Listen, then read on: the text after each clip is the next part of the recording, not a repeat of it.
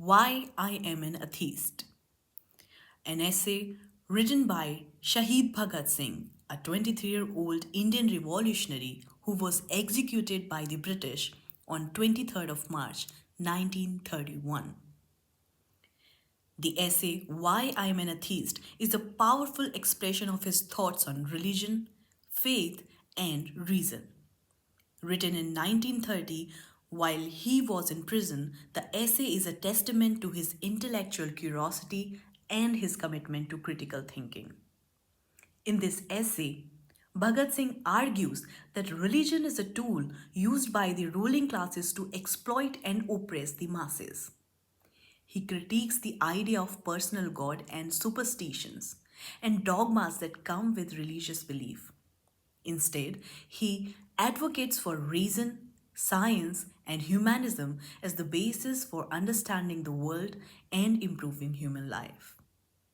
The essay is a declaration of his atheism, but also a call to action, urging people to think critically and question established beliefs. Bhagat Singh's ideas were revolutionary for his time and continue to inspire debate and discussions till today. Why I am an atheist. It is a matter of debate whether my lack of belief in the existence of an omnipresent, omniscient God is due to my arrogant pride and vanity. It never occurred to me that sometime in the future I would be involved in polemics of this kind. As a result of some discussions with my friends, if my claim to friendship is not uncalled for, I have realized that after having known me for a little time only, some of them have reached a kind of hasty conclusion about me that my atheism is my foolishness and that it is the outcome of my vanity. Even then, it is a serious problem. I do not boast of being above these human follies. I am, after all, a human being and nothing more. And no one can claim to be more than that. I have a weakness in my personality. For pride is one of the human traits that I do possess. I am known as a dictator among my friends. Sometimes I am called a boaster. Some have always been complaining that I am bossy and I force others to accept my opinion. Yes, it is true to some extent. I do not deny this charge. We use the word vainglory for it.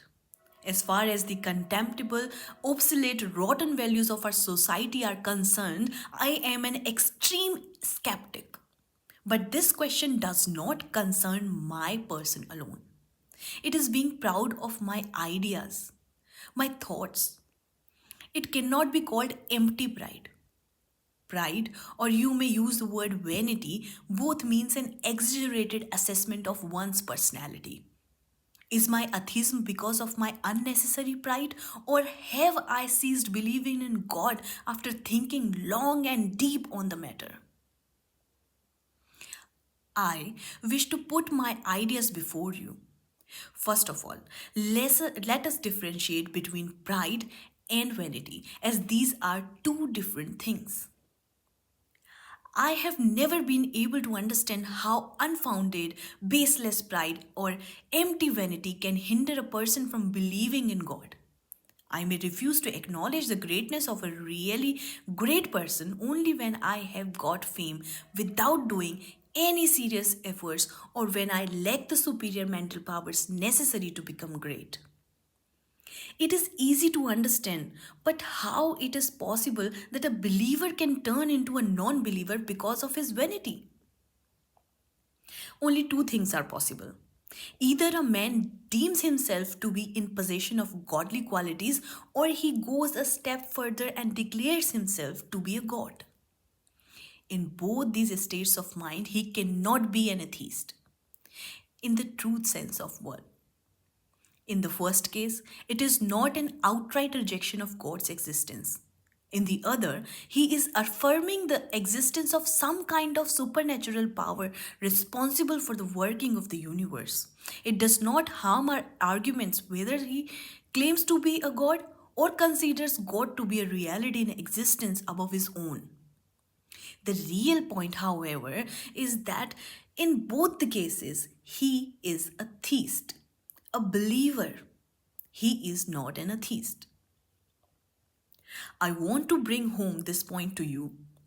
I am not one of these two creeds. I totally reject the existence of an omnipresent, all powerful, all knowing God. Why so? I will discuss it later in the essay. Here, I will emphasize that I am not an atheist for the reason that I am arrogant or proud or vain.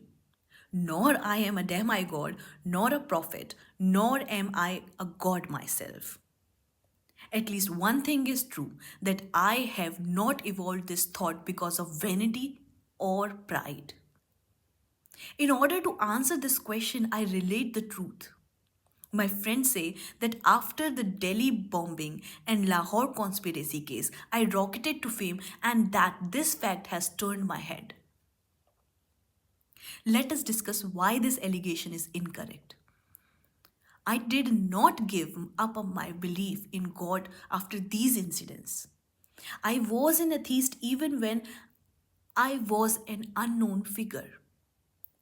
At least a college student cannot cherish any sort of exaggerated notion of himself that may lead him to atheism. It is true that I was a favorite with some college teachers, but others did not like me. I was never a hardworking or studious boy. I never got an opportunity to be proud. I was very careful in my behavior and somewhat pessimistic about my future career. I was not completely atheistic in my belief. I was brought up under the care and protection of my father. He was a staunch Arya Samaji, and Arya Samaji can be anything but never an atheist. After my elementary education, I was sent to DAV College, Lahore. I lived in the boarding house for 1 year. Beside prayers early in the morning and at dusk time, I sat for hours and chanted religious mantras. At that time, I was a staunch believer. Then I lived with my father. He was a tolerant man in his religious views. It is due to his teachings that I devoted my life for the cause of liberating my country. But he was not an atheist. His God was an all pervading entity. He advised me to offer my prayers every day. In this way, I was brought up. In the non cooperation days, I got admission in the National College. During my stay in the college, I began thinking over all the religious polemics such that I grew skeptical about the existence of God. In spite of this fact, I can say that my belief in God was firm and strong. I grew a beard and kais. In spite of this, I could not convince myself of the efficacy of the Sikh religion or any religion at all, for that matter. But I had an unswearing, unwavering belief in God. Then I joined the Revolutionary Party. The first leader I met had not the courage to openly declare himself an atheist. He was unable to reach any conclusion on this point. Whenever I asked him about the existence of God, he gave me this reply: You may believe in him when you feel like it. The second leader with whom I came in contact was a firm believer. I should mention his name. It was our respected comrade Sachindara Nath Sanyal. He was sentenced to life imprisonment in connection with the Karachi conspiracy case. Right from the first page of his only book, Bandi Jeevan, that is Incarnated Life, he sings praises to the glory of God. See the last page of the second part of his book, and you will find praises showered upon God in the way of a mystique. It is clear reflection of his thoughts. According to the prosecution, the revolutionary leaflet which was distributed throughout India was the outcome of Sachindra Sanyal intellectual labor. So often it happens that in revolutionary activities, a leader expresses his own ideas which may be very dear to him. But in spite of having differences, the other workers have to exercise in them. In that leaflet, one full paragraph was devoted to the praises of God and his doings which we, human beings, cannot understand. This is sheer mysticism. What I wanted to point out is that the idea of denying the existence of God did not even occur to the Revolutionary Party. The famous Kakori matrists, all four of them, passed their last days in prayers. Ram Prasad Bismil was a staunch Arya Samaji. In spite of his last studies in socialism and communism, Rajan Rehri could not suppress his desire to recite hymns from Upanishads and Gita. There was but only one person among them who did not indulge in such activities. He used to say, religion is the outcome of human weakness or the limitation of human knowledge. He is also in prison for life, but he also never dared to deny the existence of God. Till that time, I was only a romantic revolutionary, just a follower of leaders. Then came the times to shoulder the whole responsibility. For some time, a strong opposition put the very existence of the party in danger. Many leaders, as well as many enthusiastic comrades, began to uphold the party to ridicule. They jeered at us. I had an apprehension that someday I will also consider it a futile and hopeless task. It was a turning point in my revolutionary career. An instant desire to study filled my heart. Study more and more, I said to myself, so that I might be able to face the arguments with my opponents with the help of facts. Study to support your point of view with the convincing arguments. And I began to study in a serious manner. My previous beliefs and convictions underwent a radical change. The romance of militancy dominated our predecessors. Now, serious ideas ousted this way of thinking. No more mysticism, no more blind faith. Now, realism was our mode of thinking.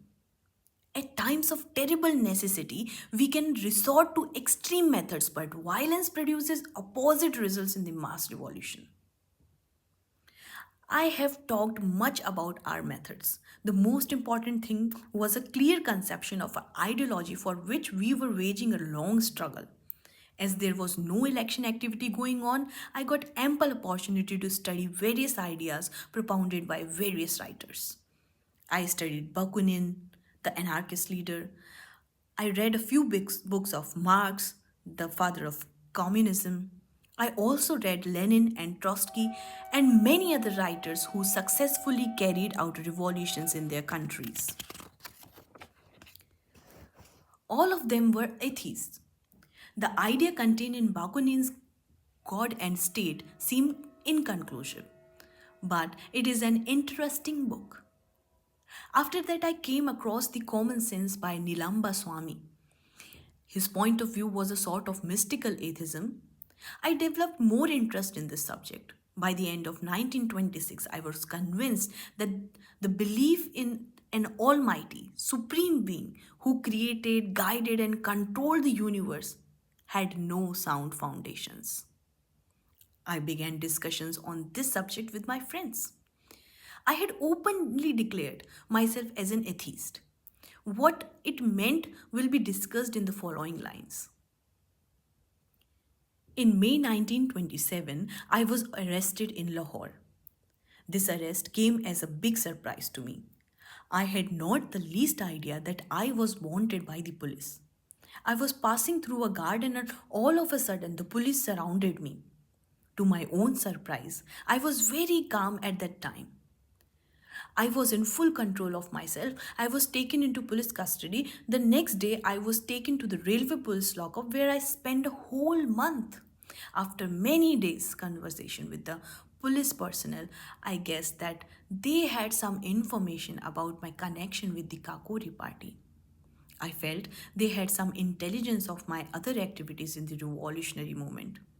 They told me that I was in Lucknow during the Kakori party trial so that I might devise a scheme to rescue the culprits.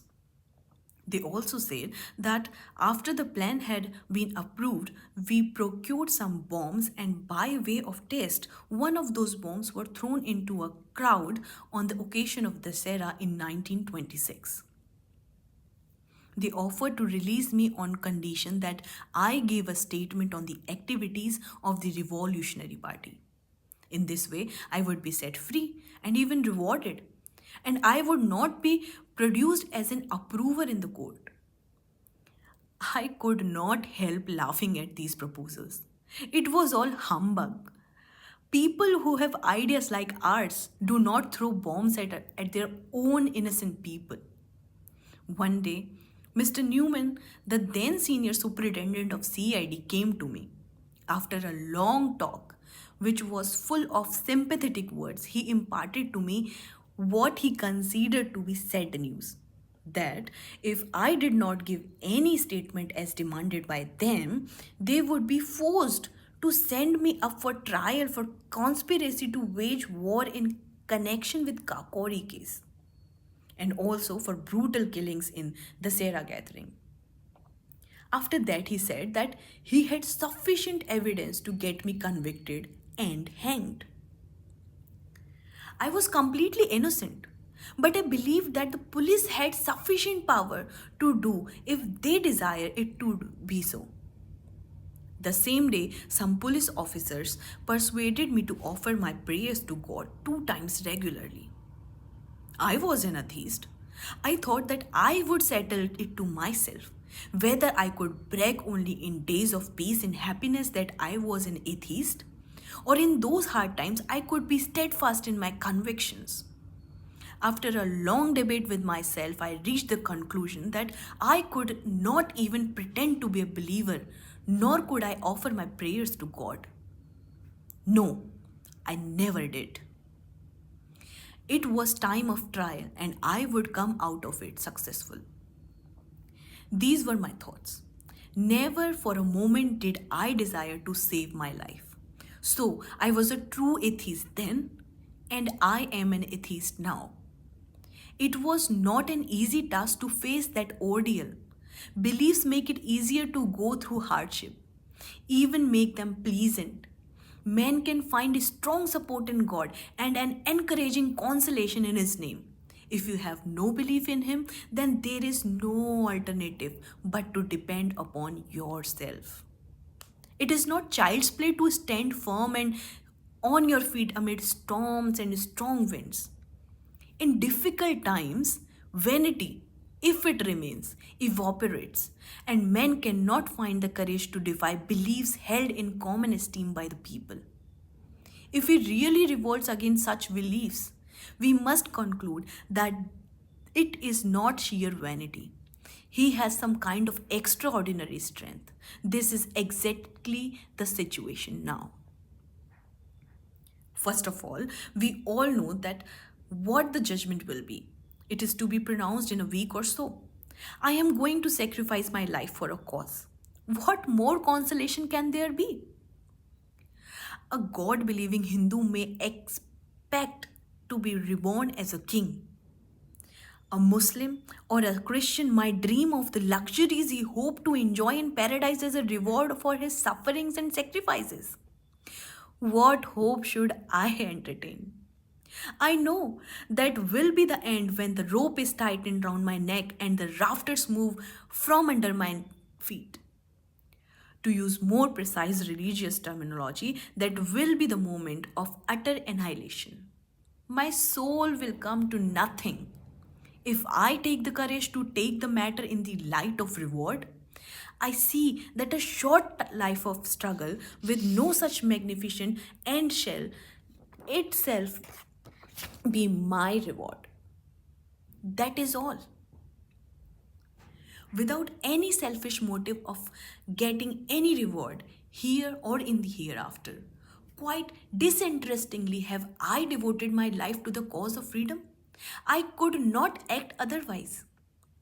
The day shall usher in a new era of liberty when a large number of men and women taking courage from the idea of serving humanity and liberty, them from sufferings and distress, decide that there is no alternate before them except devoting their lives for this cause.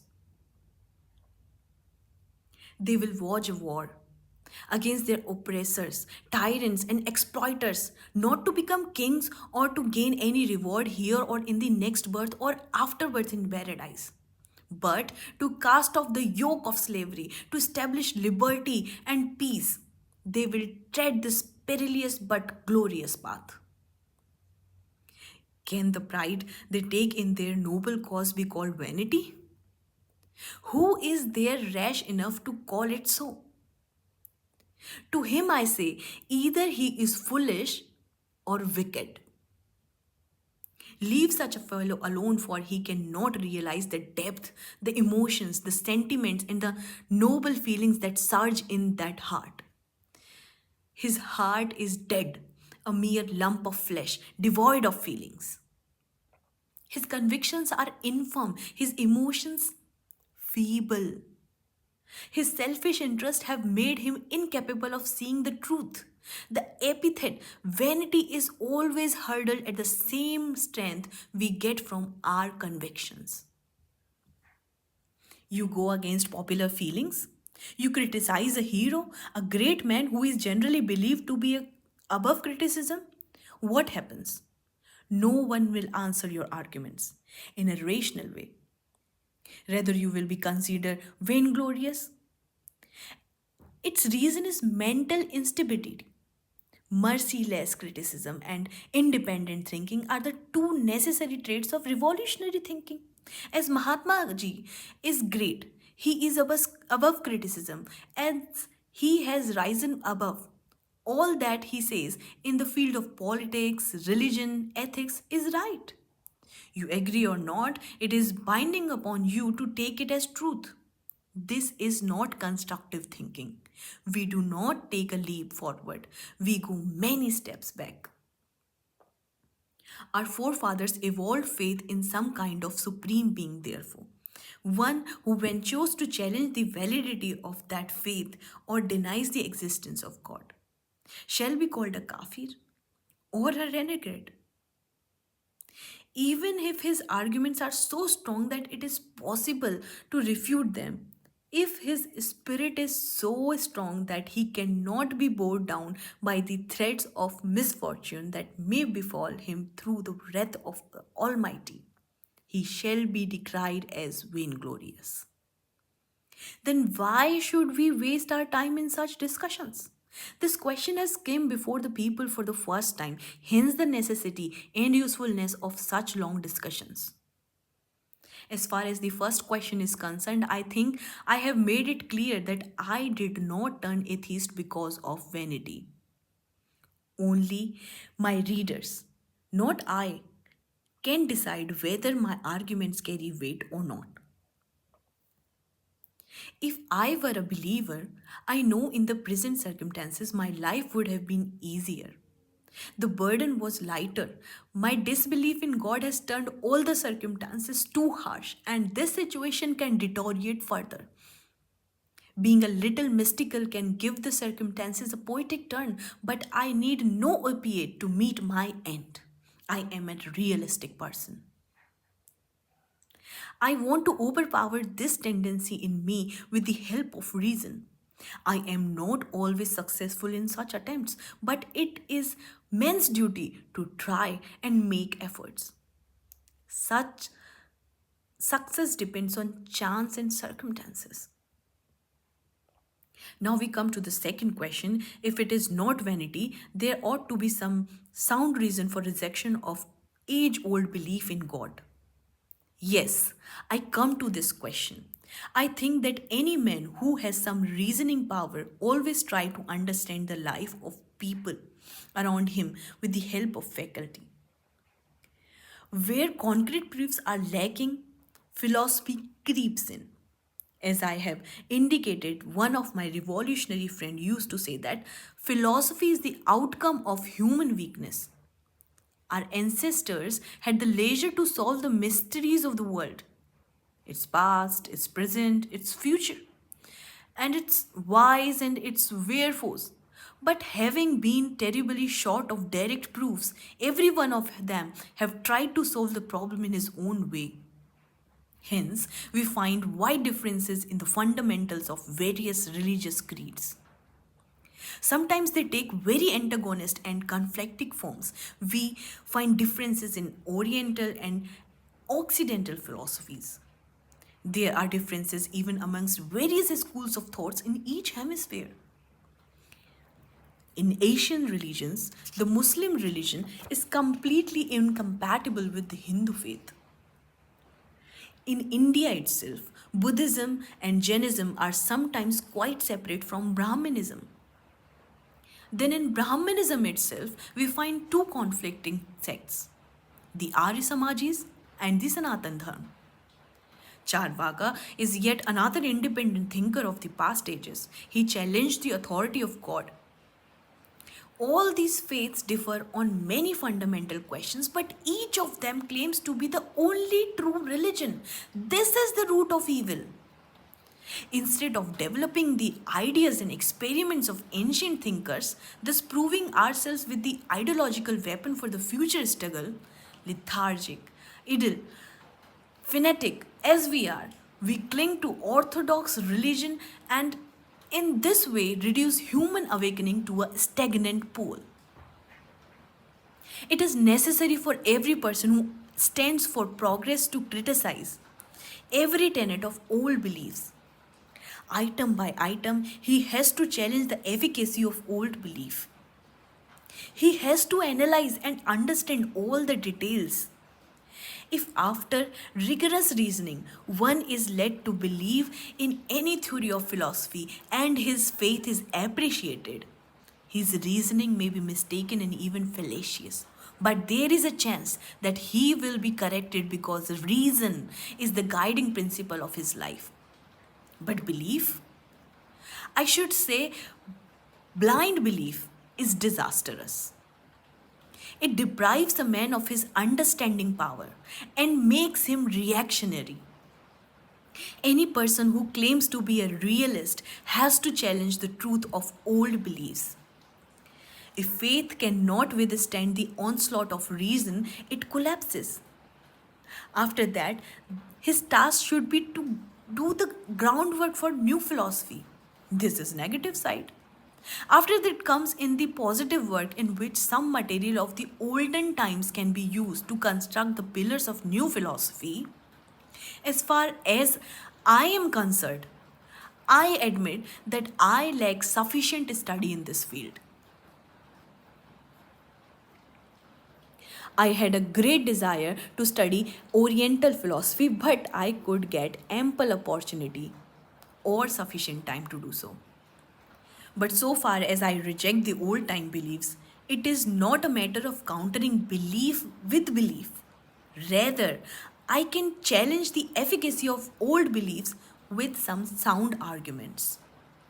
We believe in nature and that human progress depends on the domination of man over nature. There is no conscious power behind it. This is our philosophy. Being atheist, I ask a few questions from theists.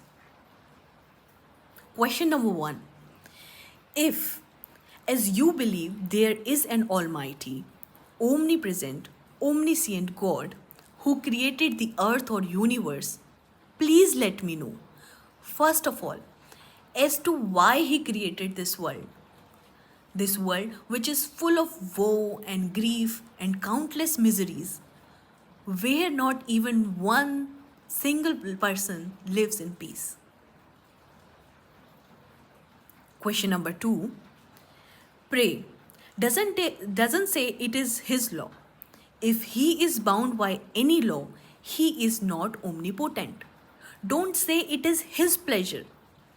Nero burned one Rome. He killed a very little limited number of people. He caused only a few tragedies, all for his morbid enjoyment. But what is his place in history? By what names do we remember him? All the disparaging epithets are hurled at him. Pages are blackened with invective diatribes condemning Nero. Nero, the tyrant, the heartless, the wicked. One Genghis Khan killed a few thousand people to seek pleasure in it, and we hate the very name. Now, how will you justify your all-powerful eternal Nero who every day, every moment continues his pastime of killing people? How can you support his doings which surpass those of Genghis Khan in cruelty and in misery inflicted upon people? I ask why the Almighty created this world which is nothing but a living hell, a place of constant and bitter unrest? Why did he created men when he had the power not to do so? Have you have any answer to these questions? You will say that it is to reward the sufferers and punish the evil holders in the hereafter. Well, well, well, how far will you justify a man who, first of all, inflicts injuries on your bodies and then applies soft and soothing ointments on them? How far the supporters and organizers of gladiator bouts were justified in throwing men before half starved lions, later to be cared for and looked after well if they escaped this horrible death? That is why I ask, was the creation of man intended to derive this kind of pleasure? Open your eyes and see millions of people dying of hunger in slums and huts, dirtier than the grim dungeons of prisons. Just see the laborers patiently, or say apathetically, while the rich vampires suck their blood. Bring to mind the wastage of human energy that will make a man with a little common sense with shiver in horror. Just observe rich nations throwing their surplus produce into the seas instead of distributing it among the needy and deprived. There are palaces of kings built upon the foundation laid with human bones. Let them see all this and say, all is well in God's kingdom. Why so? This is my question. You're silent? All right. I proceed to my next question. You, the Hindus, would say, whosoever undergoes suffering in this life must have been a sinner in his previous birth. It is tantamount to saying that those who are oppressors now were godly people then in their previous birth. For this reason alone, they hold power in their hands. Let me say it plainly that your ancestors were shrewd people. They were always in search of petty hoaxes to play upon people and snatch from them the power of reason. Let us analyze how much this argument carries weight. Those who are well versed in the philosophy of jurisprudence related three of four justifications for the punishment that is to be inflicted upon a wrongdoer. These are: first, revenge; second, reform; third, deterrence. The retribution theory is now condemned by all thinkers. Deterrent theory is on the anvil of its flaws.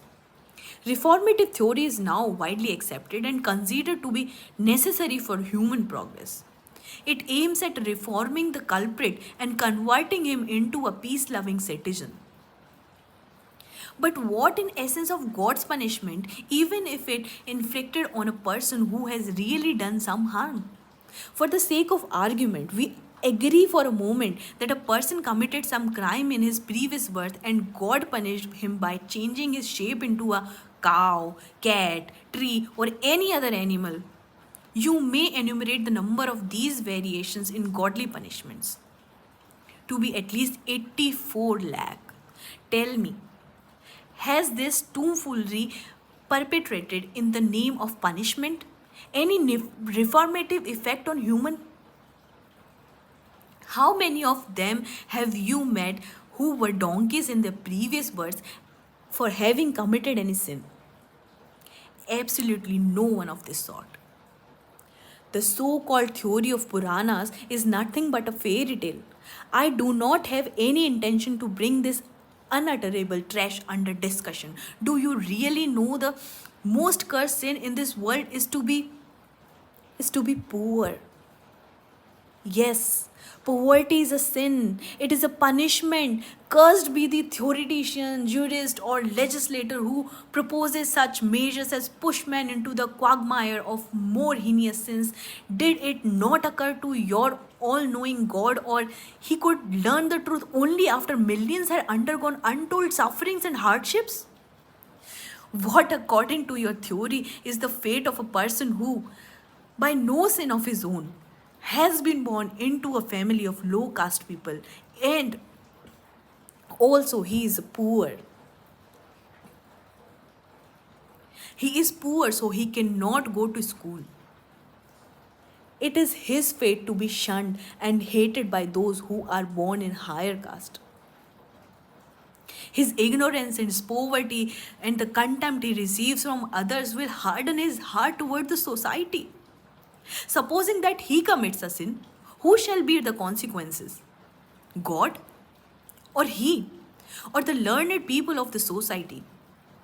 What is your view about the punishment inflicted on the people who were deliberately kept ignorant by selfish and proud Brahmanas?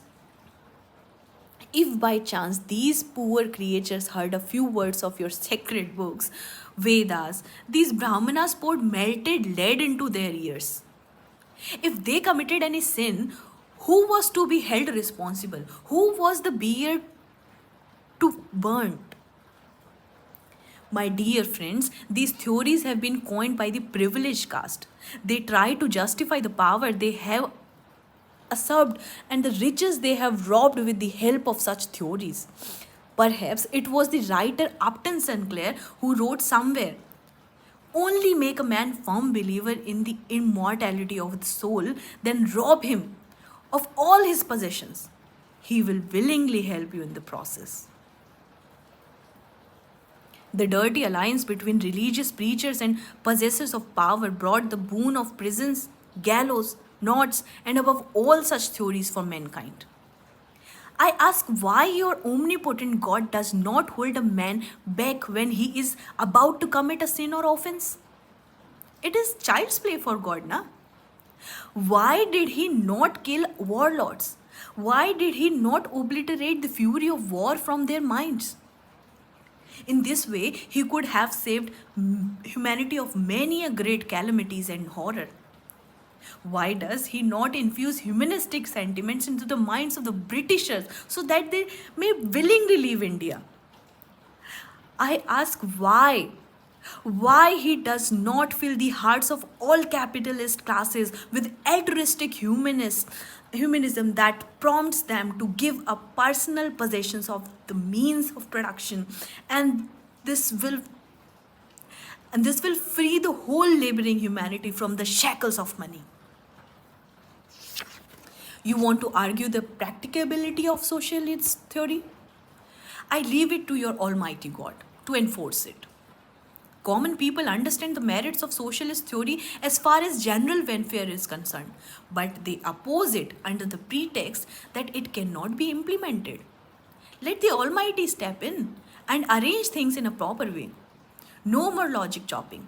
I tell you that the British rule is not there because God willed it, but for the reason that we lack the will and courage to oppose it.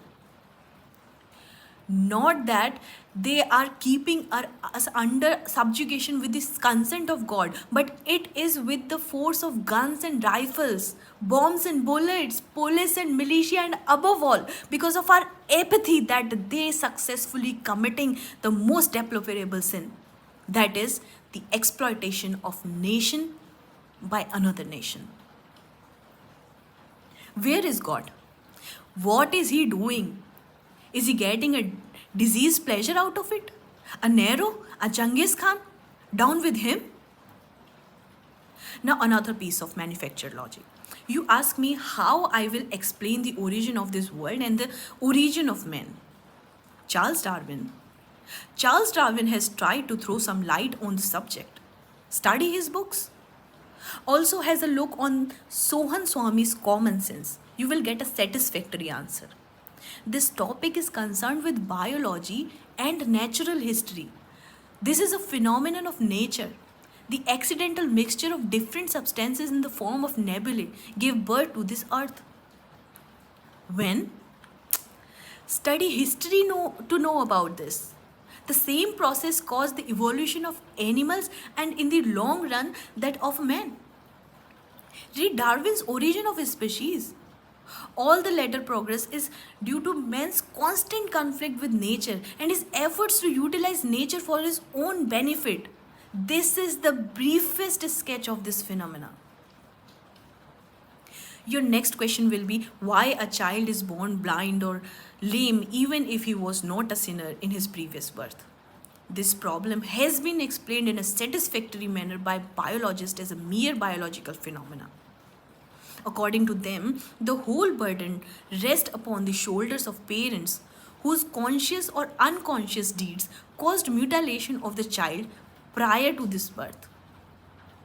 You may thrust yet another question at me, though it is merely childish one. The question may be, if God does not really exist, why do people come to believe in him? Belief.